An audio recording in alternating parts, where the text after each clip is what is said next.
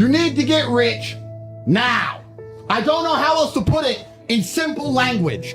You need to panic, stop sleeping, feel nervous, get worried, and get rich now, before the schism is so large in the universe that the wormhole closes and brokies cannot escape perpetual and never-ending slavery for their entire dynasty of their bloodline. Yay! Shit to do. What do you mean, yeah? What do you mean festival? You have things to do. You have to escape slavery. Everything is war. All of it. Trying to find a way to escape your slave job is war. Sitting in the commute without losing your patience is war. Training to become stronger than before is war. Keeping your wife happy and your children inspired is war. And it cannot be avoided. And I'll tell you why it's war. Because war is two opposing sides trying to achieve the same goal.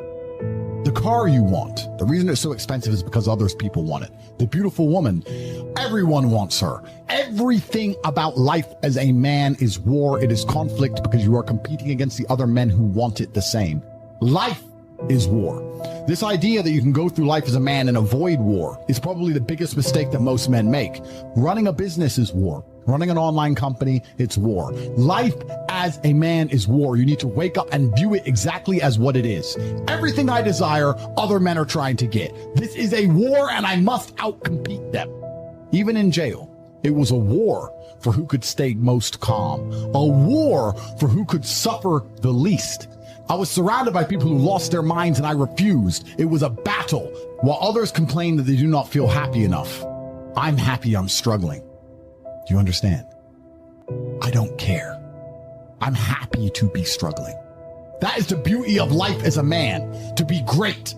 If you concern yourself only with being happy, you are once again acting like a female or a child. Happiness is fleeting. I want to be happy. Who cares? I want to be great. And let me ask you a question as a man at home, genuinely, truthfully. Would you rather be a loser who's always smiling, or would you rather be a stressed winner? Because I'll tell you something about winners. Most of them are stressed. So you have to sit here and ask yourself, do you want to be a happy loser that's insignificant? Nobody knows you exist. Women don't respect you. Nobody cares if you live or die, but you get to smile all the time. Or do you want to be one of the most important people on the planet with a little bit of stress? If you stop caring about being happy and you start caring instead about being great, guess what you end up being? Along with great. You end up happy if you forget about happiness and try to become great. You will never be successful if you're concerned about being happy, so forget about it. As enemies attempt to attack your energy and lower your vibration, understand this. Power is untouchable. Sometimes power is simply not giving a fuck. If you're already working hard, you're already going to the gym, you make sure that you're getting as much muscles as possible, as much money as possible, and you don't waste your time, you don't smoke weed, you don't play video games, you can just ignore that girl. That girl who broke your heart or cheated on you, the most powerful move you can make is ignore her because you're on your ascent. She is likely on her descent.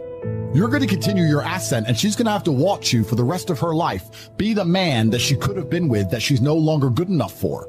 And if you're on the right path doing the right things, karma, God, whatever you want to call it, is going to teach them a lesson for simply failing to be a good person to you while they had the chance. Do you want to be a bitch today? Do you want to feel like a little bitch? Do you want to walk around all day knowing that you could, but you didn't? I would go to the start line of a race, like Badwater, the 135-mile race to Death Valley. And there's videos of me out there. You will see black compression tape on my ankles.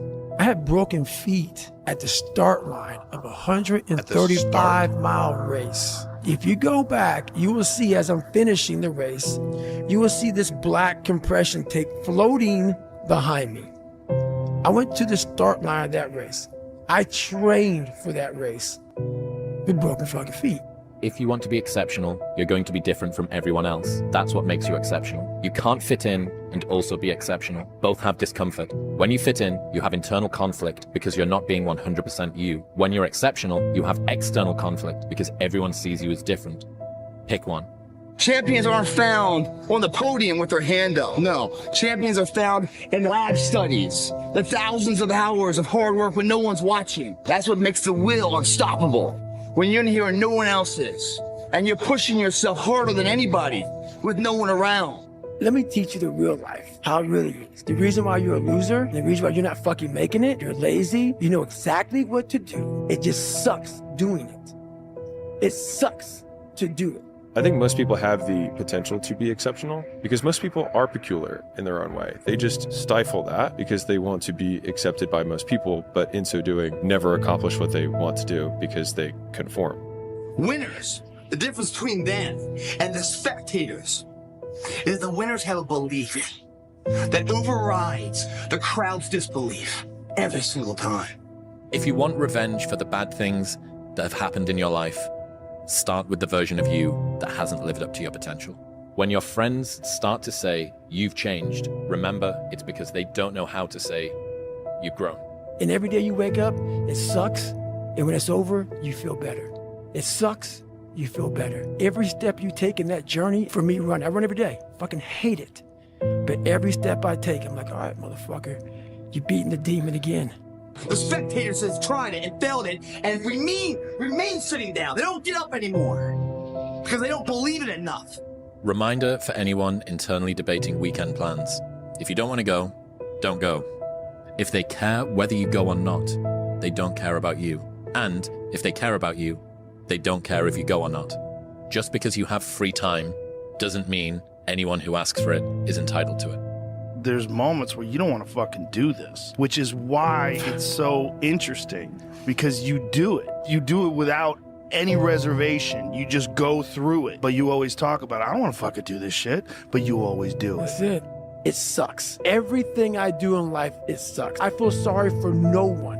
I'm astounded by how many people want to be spectacular in life but also want to be normal. By being normal, you are, by definition, aiming for average. Normal people get normal results. Exceptional people get exceptional results. You literally can't do what everyone else does and expect to not get what everyone else has got. By doing what everyone else does, you guarantee average results.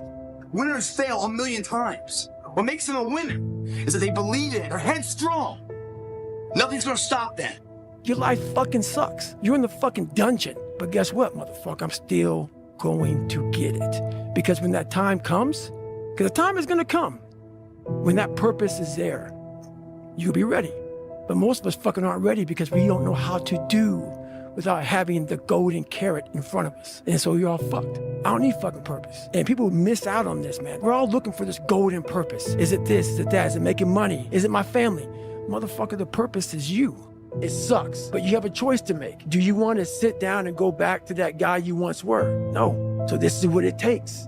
Where are you going to end up if you quit this shit? Where are you going to go? What are you going to say to yourself? You're not done yet, motherfucker. Get back to fucking work. It's time to get back to work. Stop hearing yourself talk. Get off the podcast. Don't be on social media too much. Cut out all the fucking noise. Get back to the fucking mental lab.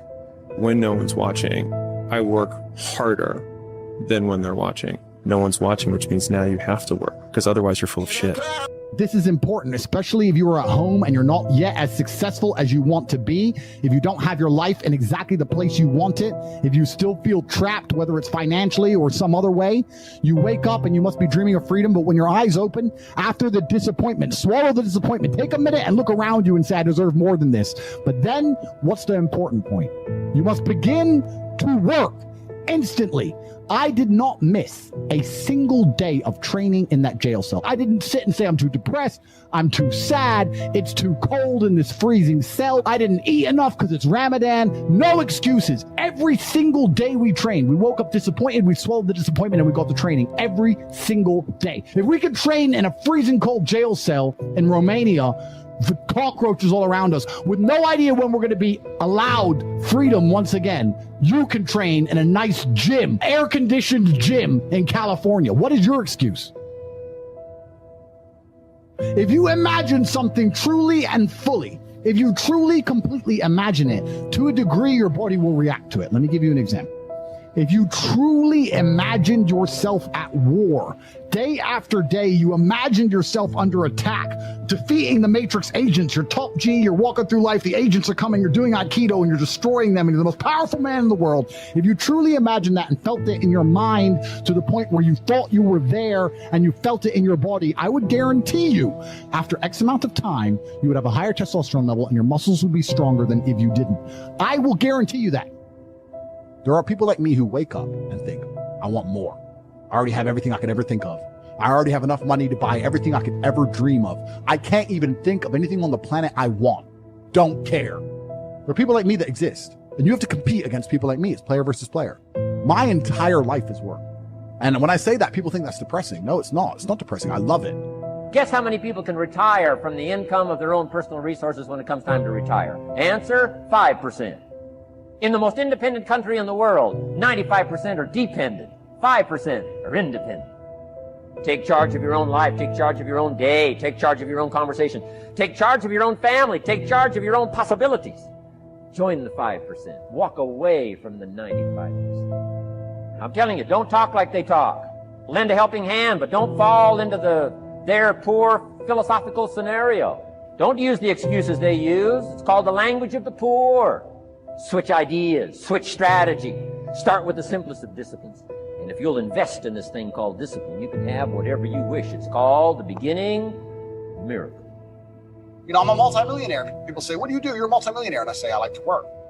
Yeah, but you're rich. No, but I like getting up and on time and having my coffee at my desk at 2 hours of work. Then I train. I like to be disciplined. I like to have my stuff in order. I like to do things right. And that's why I enjoy it. And I think every single man out there, the key to happiness in life as a man is to have some sort of empire you're in charge of.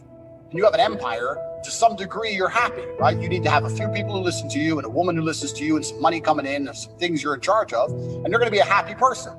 But if you're at the very, very bottom of the food chain, there's no happiness there. This is what unimportant men don't understand. They're like, I text you all the time, I send you flowers, I message you, I hug you, I flood your phone, I tell you how much I love you, and you just left me for that guy and he doesn't even reply. Because his one reply is worth 1,000,000 hours of your replies because you're a nobody. And you have nothing else to give. How can you show love as a man if you don't have competence? I can't even think of how you can show it. That would be actually a terrible existence, to love people and not be able to show it. But if you truly love them, you wouldn't stay useless, and maybe you don't love anyone. If you love anybody or anything, you're going to become important. Even if you love your town, you'll learn to fight.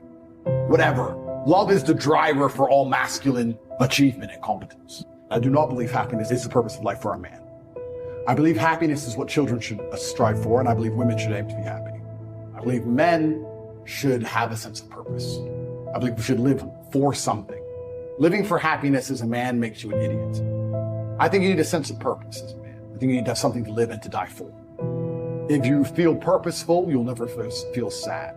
As many people are going to sit there and say, Tate, you're delusional, you're a narcissist. You go through the world saying you're super lucky and that you can do all these crazy things. It's impossible for you to be depressed. You're a narcissist.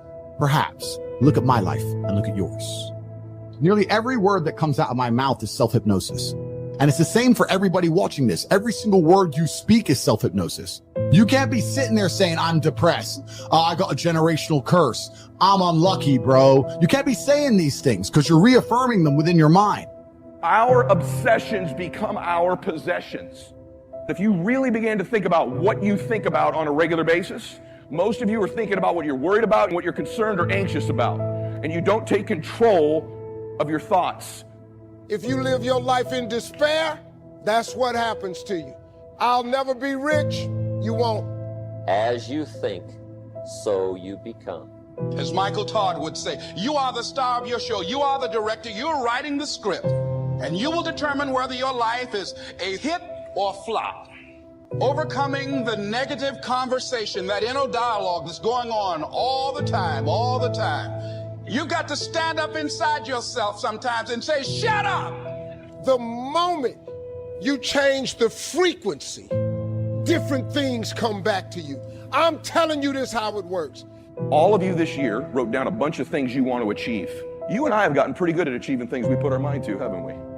Including the negative things. You're damn good at getting that stress emotion, aren't you? The quality of your emotions is going to be the quality of your life.